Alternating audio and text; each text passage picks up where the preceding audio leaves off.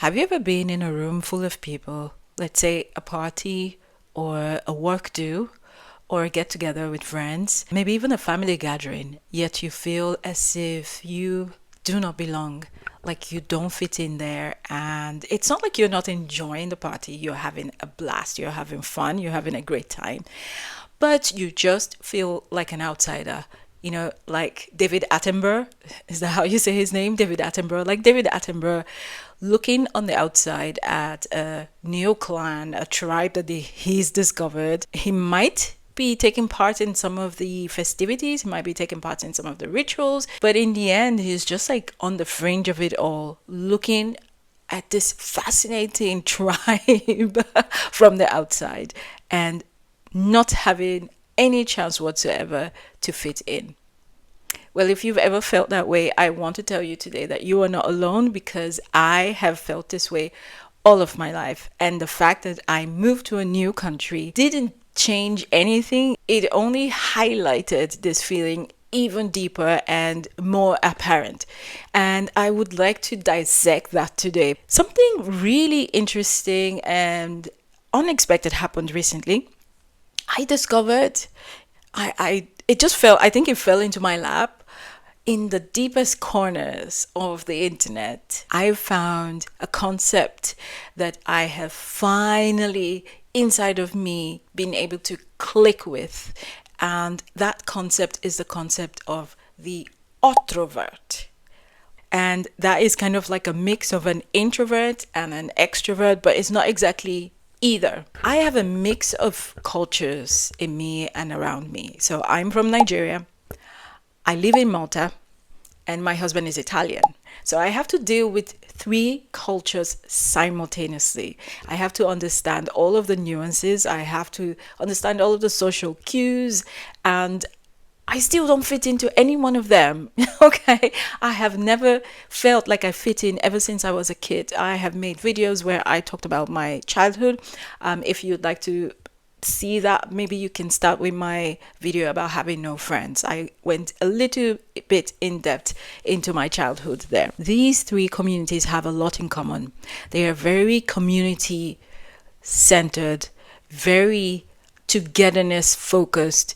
When it comes to culture, when it comes to food, they are proud people. They are also quite religious. The religion is very similar. So Malta is a Catholic country. Italy, of course, is also a Catholic based country. And in Nigeria, although it's not entirely a Catholic based country, but there is a huge Catholic stronghold in Nigeria. So back in the colonial period, in the colonial era, schools that were set up were mostly missionary schools.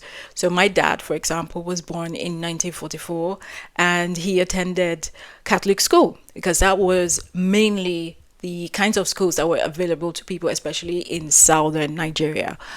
So he grew up a staunch Catholic, and he kind of passed that on down to us, although he isn't exactly like a fanatic. Like, he wasn't going to church every single Sunday, but he wanted us to be Catholics as well. He wanted us to be baptized and all of that.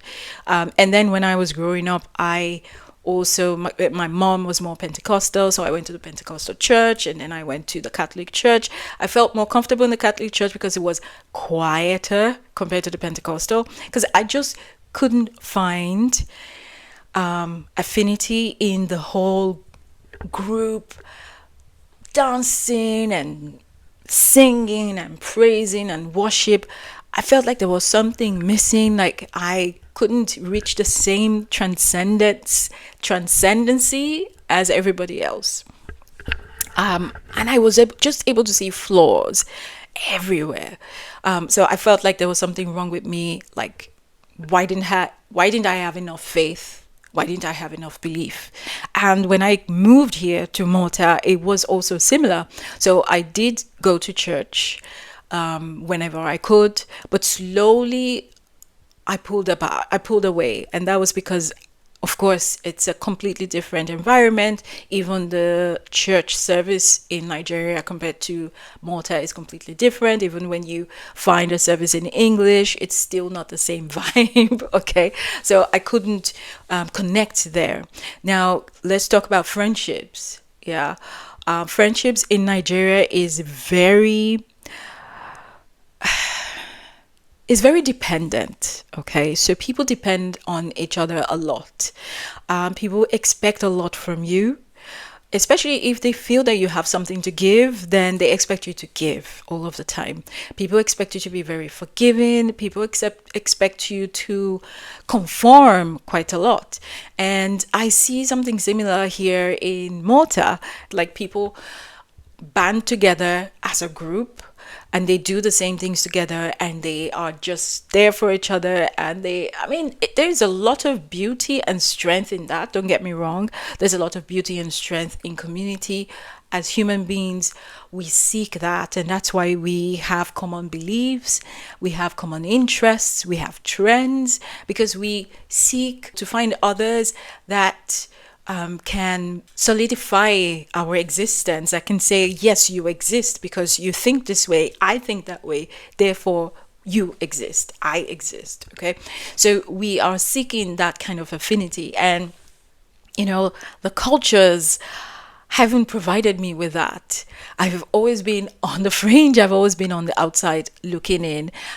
Yet at the same time, I'm like a lizard in the desert, nodding and looking for water and searching for water. If you move abroad, especially if you're someone who is either an introvert or more reserved in nature, this is something that's going to be quite challenging for you.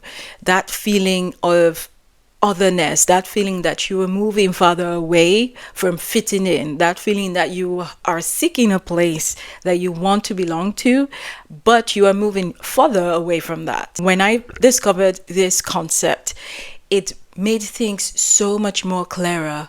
I could see things much better, and I feel way more comfortable in my skin now. I used to think that this was a flaw. I thought that there was something wrong with me. Why couldn't I fit in with the group?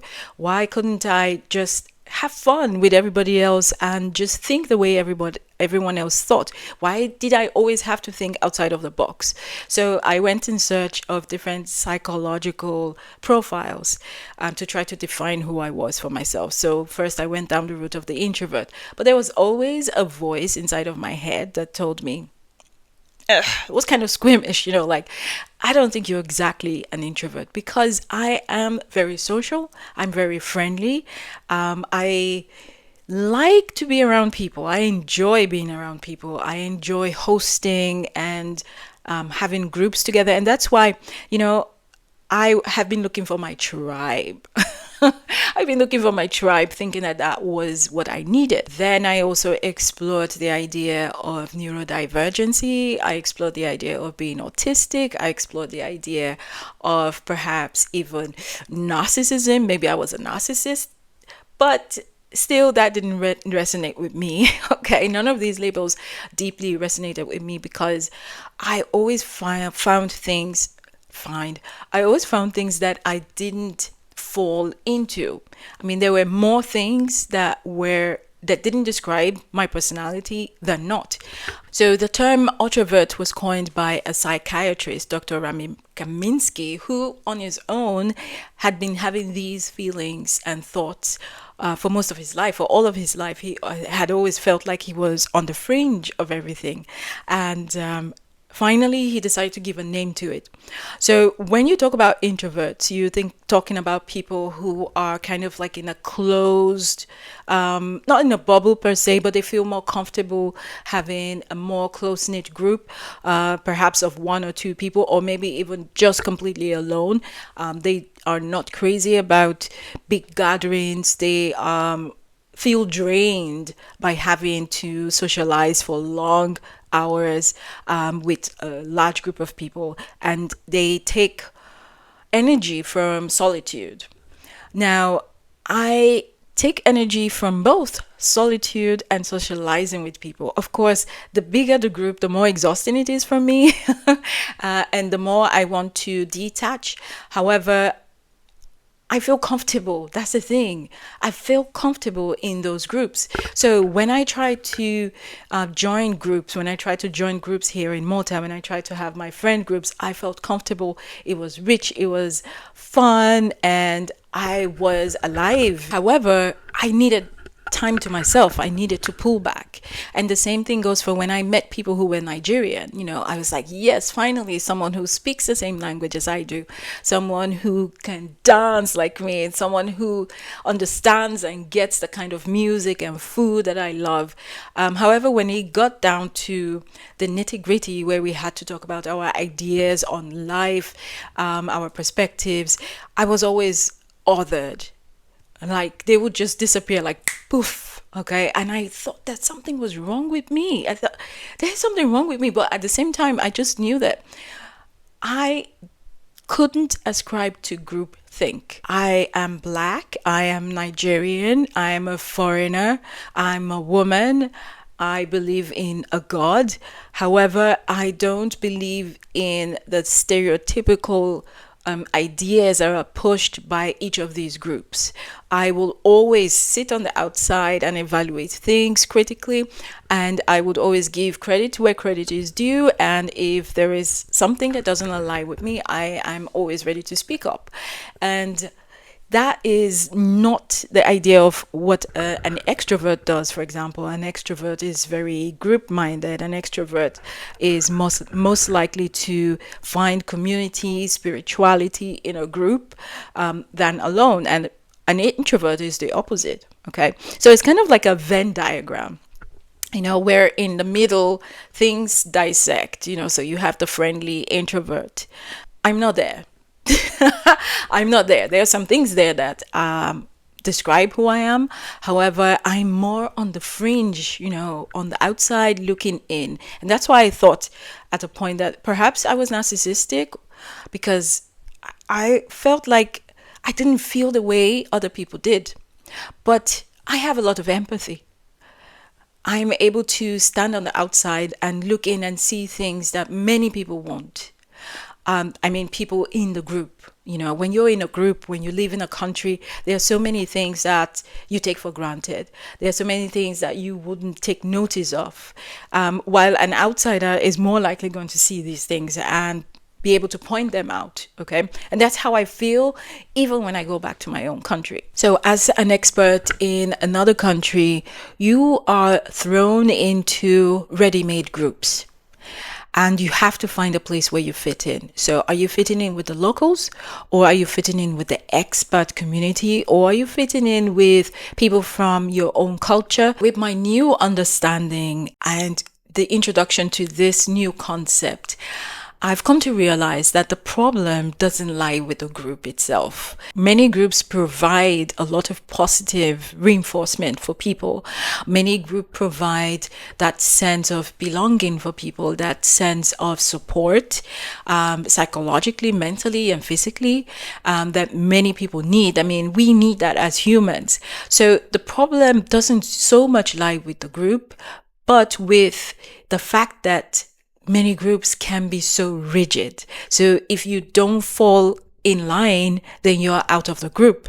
And that's the thing that doesn't align with the Otrovert. The Otrovert is very selective when socializing. So they pick those who can give them the deepest connections. And they do much better in smaller groups, maybe even single individual connections and interactions than they do in larger groups. It doesn't mean that they don't thrive in larger groups. It doesn't mean that they don't have or feel any sort of affinity. It's just that they value much more that deeper connection, that deeper feeling that two people have when they're on the same page. They are also independent thinkers. They are also very rational, and they are quite empathetic. They are empathetic, but not to the extent of, let's say, an autistic or a neurodivergent person who feels deeply the emotions of others. They feel the emotions, but not as a part of the emotion, okay? They can just sense it and they can be empathetic towards it. And this makes them the kind of friend that you want to be around, the kind of friend that you can depend on to tell you the truth when it's needed, and the kind of friend that is very much into discovery, discovering something new about themselves and about the world around them. And I I think that's just exciting. I think it's exciting for me anyway. I love to discover novel ideas. I love to discover new places and new people. I love to meet new people. So nowadays, I take the gift of being the outsider, of being on the fringe, as a special power, a power to be the observer, a power to be that person that stands back and that's able to assess situations and act like a bridge to connect people to one another, act like the kind of arbiter that sees justice without prejudice. So I don't hold any specific affiliation with any group, but it doesn't mean that I do not care for any group or that I do not support any group. It's just that I do that from the outside. And so when it comes to friendship now, I'm no longer looking for my tribe. I'm just focused on that connectivity with the individual. And that has brought amazing people my way now. I have met 3 wonderful ladies. I tried to create a tribe with them. It didn't work out.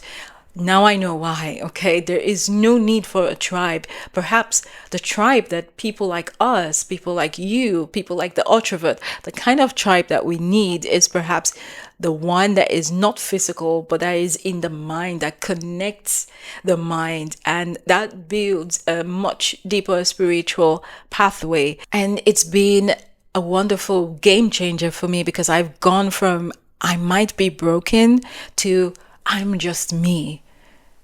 So, do you resonate with any of the things that I've said today? Are you an introvert? If you are, let me know in the comment section below. And thank you for watching this video. If you're new, my name is Isabella, and I will see you in the next one. Ciao, ciao.